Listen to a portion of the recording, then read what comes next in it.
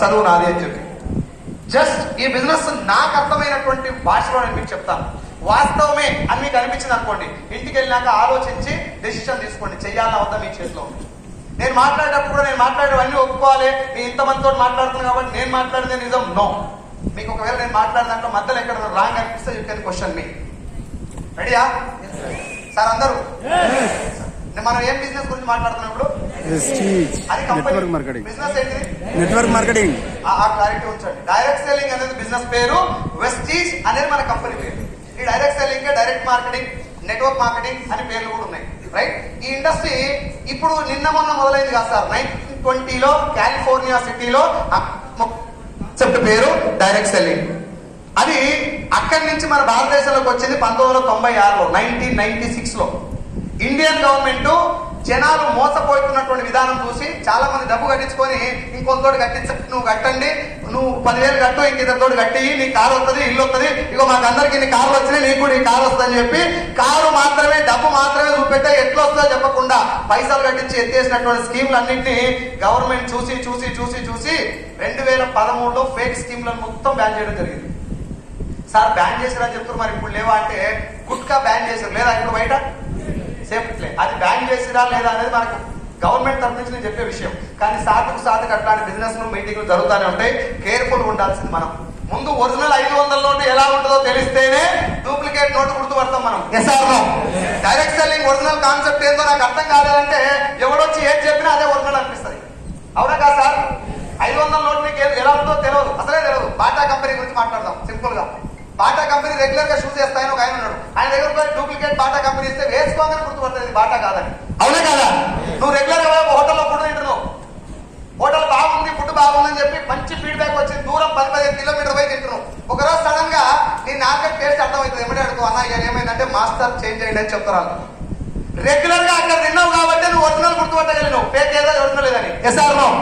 Direct sell original concept ఏందో అర్థం కాకపోతే ఓన్లీ జనాల్ని జాయిన్ చేస్తే, ఎక్కువ మందిని జాయిన్ చేసి అందరు ప్రొడక్ట్ ఇప్పిస్తేనే డైరెక్ట్ సెల్లింగ్ అనుకుంటే మీరు పొరపాటు పడ్డట్టే. నేను కూడా అట్లే పొరపాటు పడ్డా.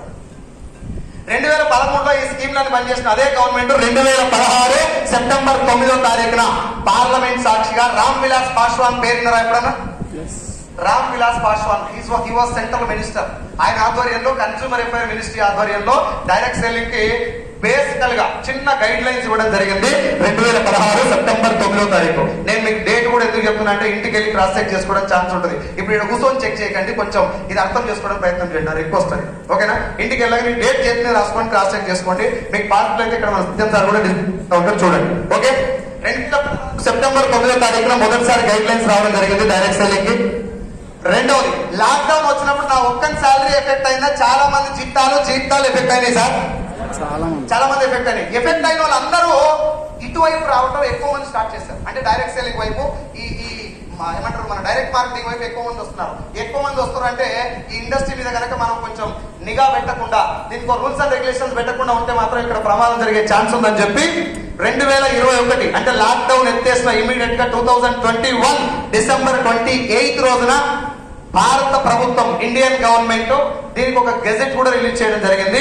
భారత్ కా రాజపత్ర అని రాసి ఉంటుంది, మీరు కావాలంటే చెక్ చేసుకో. ఇది ministry of consumer affairs, food and public distribution, department of consumer affairs, Krishi Bhavan, new Delhi, dated 9 September 2016.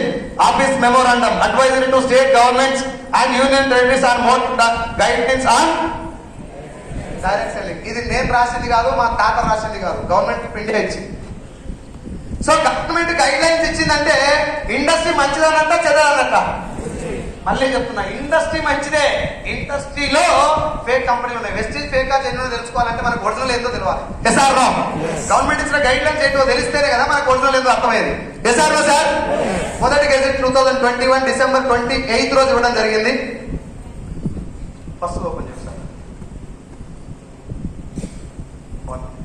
ఇది ఫస్ట్ది 2020. ఇది ఫైనల్, ఇది కింద ఉన్నది ఇంగ్లీష్ చూడండి. భారత్ గా మీరు కూడా సెర్చ్ చేసుకోవచ్చు సార్, గూగుల్లో కూడా అవైలబుల్ ఉంటుంది. ప్రింట్ తీసుకొని కూడా చదవండి. డేట్ చూడండి ఒకసారి, డిసెంబర్ 28, 2021. రైట్? కింద కూడా డైరెక్ట్ సెల్లింగ్ సంబంధించినటువంటి గైడ్ లైన్స్ అని రాసి ఉంటుంది, హిందీలో ఉంటుంది, ఇంగ్లీష్ లో ఉంటుంది. మీరు సింపుల్ గా గూగుల్కి వెళ్ళి direct selling guide lines of India అని కొట్టండి. 2021 లో వచ్చినటువంటి మొదటి గెజిట్ ఇది. రెండో గెజిట్ 2023 ఒక చిన్న లైన్ చిన్న అమెండ్మెంట్ చేసి చట్ట సవరణ అంటారు, మీరు చాలా సార్లు వినుంటారు. దాన్ని సవరిస్తూ మళ్ళీ ఒక ఫైనల్ గెజిట్ ఇవ్వడం జరిగింది ఇండియన్ గవర్నమెంట్. రైట్, ఇది ఇండియన్ గవర్నమెంట్ సంబంధించిన విషయం. మన తెలంగాణ గవర్నమెంట్ 2018లో మనకు గైడ్ లైన్స్ ఇవ్వడం జరిగింది 2018 నవంబర్ లో. అది V6 న్యూస్ లో కూడా వచ్చింది. ఇప్పుడు అది మీకు పాసిబుల్ అయితే ఎండింగ్ లోపల చూపిస్తా స్క్రీన్ మీద. 2000 ఉందా? సరే నేను చూపిస్తా కొంచెం, ఒకసారి మీటింగ్ పెట్టిన. ఇది ఒక ఐఏఎస్ ఆఫీసర్ ప్లస్ ఒక IPS officer, mister JS Ranjan IAS and PC Chauhan IPS, వీళ్ళిద్దరు కలిసి రీసెంట్ గా అంటే పోయిన సంవత్సరం సెప్టెంబర్ 13 తారీఖు తాజ్ డెక్కన్ హోటల్లో డైరెక్ట్ సెల్లింగ్ ఇండస్ట్రీ మీద ఒక మీటింగ్ కండక్ట్ చేయడం జరిగింది. ఆ మీటింగ్ టైటిల్ ఏం తెలుసా? Telangana direct selling conclave. ఒక ఐఏఎస్ ఆఫీసరు ఒక IPS officer from the government తరఫు నుంచి వచ్చి ఒక మీటింగ్ కండక్ట్ చేస్తారంటే మందిని ముంచేదన్నట్ట మంచిదన్నట్ట? ఆ మంచి దాంట్లో మన కంపెనీ ఉందా లేదా చూసుకోవాలి. ఇండస్ట్రీ మంచిదే, రియల్ ఎస్టేట్ మంచిదే, అందులో నువ్వు చేసే కంపెనీ ఎట్లుంది? ఒకటే ప్లాట్ ఇద్దరు ముందు రిజిస్ట్రేషన్ చేసే ఓనర్ ఉన్నాడా? ఏం కాదు మీరైతే అమ్మురు నేను చూసుకుంటాను మాయ మాటలు చెప్పే ఓనర్ ఉన్నారా? నిజాయితీగా చేసే ఓనర్ ఉన్నారా? చూసుకొని రిజిస్టర్ చేయాలి. ఏ సార్ నో ఎనీథింగ్. మనం కొంచెం రియల్ ఎస్టేట్ ఎక్కువ చేస్తారు కాబట్టి నేను దాని గురించి ఎక్కువ మాట్లాడుతున్నా. సో నా పాయింట్ ఏంటంటే ఇండస్ట్రీ ఎక్కడ ఫేక్ లేదు, ఇండస్ట్రీలో ఫేక్ కంపెనీలు ఉంటాయి. We should be very careful about that. Yes or no? Direct selling గురించి ఇది meeting, Telangana direct selling conclave.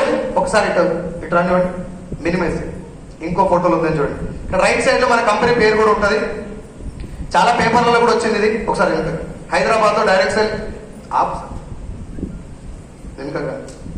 ఇది హైదరాబాద్ లో డైరెక్ట్ సెల్లింగ్ కాన్క్లేవ్ అని తెలుగు పేపర్లలో ఇంగ్లీష్ పేపర్లలో చాలా సార్లు వచ్చింది. రైట్, తెలంగాణ గవర్నమెంట్ కూడా దీనికి గైడ్ లైన్స్ ఇవ్వడం జరిగింది, దీనికి సపోర్టింగ్ ఉంది. మనకి ఇంకో గుడ్ న్యూస్ ఏంటి మనకంటే, రీసెంట్ గా పినరయ్ విజయన్ ఎవరు, కేరళ సీఎం గారు రీసెంట్ గా FIDSA federation of Indian direct selling association తోటి ఒక మీటింగ్ పెట్టి వాళ్ళు కూడా February 19th రోజు, మొన్న పోయిన February 19th రోజు ఈ డైరెక్ట్ సెల్లింగ్ కి గైడ్ లైన్స్ ఫామ్ చేయడం జరిగింది. So what I want to say, నేను మీకు ఏం చెప్పాలనుకుంటున్నా అంటే డైరెక్ట్ సెల్లింగ్ ఇండస్ట్రీకి గవర్నమెంట్ సపోర్ట్ ఉంది. ఇది లీగల్ ఇండస్ట్రీ. ఇది నువ్వు ఒప్పుకున్నా ఒప్పుకోకపోయినా 100 సంవత్సరాలు సర్చ్ చేసినా నీకు తెలిసే విషయం ఇదే. కానీ దాని పేరు చెప్పుకొని బయట స్కీమ్లు ఉన్నాయి, నువ్వు స్కీమ్లలో జాయిన్ అయి ఉంటావు. ఇంతకు ముందుకు direct selling is not a scheme, it is purely a business concept. నువ్వు ఇంత కడితే డబల్ అవుతాయి, ఇద్దరు జాయిన్ చేస్తే ట్రిపుల్ అవుతాయి, నలుగురు జాయిన్ చేస్తే కార్ ఇస్తా, 10 మంది జాయిన్ చేస్తే నీకు ఫారెన్ ట్రిప్ ఇస్తా అంటే అది scheme. Direct selling is not scheme. Direct selling base concept ఒకసారి విందాం. Are you ready? కొద్దిసేపు స్క్రీన్ ఆఫ్ చేసేది అన్న. నేను మళ్ళీ రిక్వెస్ట్ చేస్తున్నా, ఈ మీటింగ్ కి చదువుకున్న వాళ్ళు చదువు లేని వాళ్ళు బాగా అసలు స్కూల్ వాళ్ళు వస్తారు కాబట్టి ఈ భాషలో మాట్లాడుతున్నా మీకు అర్థం కావడం కోసం. రెడీయా సార్? రెడీయా? ఎవరు లేవద్దు, ఒక 15 minutes నేను చెప్పేది రండి ప్లీజ్. అదే జర సైలెంట్ గా పెట్టు అమ్మగా. సార్ మీ ఇంట్లో సబ్బు ఉందా? నేను ఏమడిగినా మరి ఎందుకు ఓన్లీ ఇవాళ దానం చేసుకోలే మాట్లాడేది? సబ్బు ఉందా? చూడ సౌండ్ ఎక్కువైంది ఇప్పుడు. అంటే ఏమైనా సౌండ్ చేయాలంటే బ్లాక్ మెయిల్ చేయాలి. ఎట్లా అయిపోయిందంటే పొద్దుగాల ఇన్స్టాగ్రామ్ చూస్తుంటే మీ అమ్మ అంటే నీకు ఇష్టం ఉంటే లైక్ కొట్టు, ఎట్లా అయిపోయింది పరిస్థితి. ఇప్పుడు ఈడ కూడా అదే పరిస్థితి. సార్ సోప్ ఉందా? ఉంది.